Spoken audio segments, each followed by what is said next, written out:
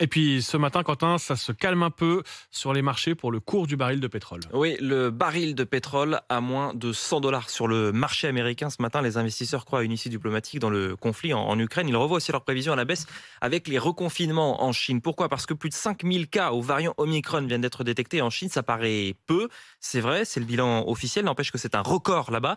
Plusieurs villes sont reconfinées, des usines à l'arrêt, à des années-lumière de ce qui se passe en France où le port du masque vient d'être levé et où les 4 millions de plus de 80 ans peuvent se faire injecter, ça y est, une 4e dose du vaccin. Alors vont-ils le faire? Réponse à Toulouse pour RMC avec Romain Houg et Jean-Wilfried Forquès. Dans les rues de Toulouse, une grande majorité des octogénaires rencontrés est favorable à la 4e injection. C'est le cas de Juliette, 85 ans, atteinte d'un cancer. Pour moi, c'est une protection.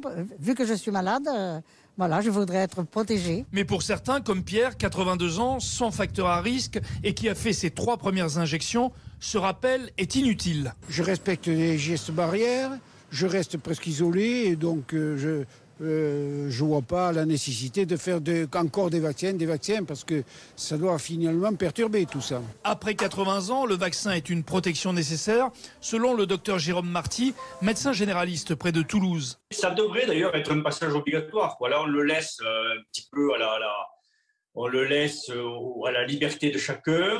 Maintenant, on ne saurait que trop conseiller aux gens de plus de 80 ans de le faire, puisqu'on voit bien qu'on rentre de nouveau dans une période de circulation virale. Pour l'instant, dans la région toulousaine, les médecins et les pharmaciens n'ont pas encore constaté d'afflux de ces patients de plus de 80 ans.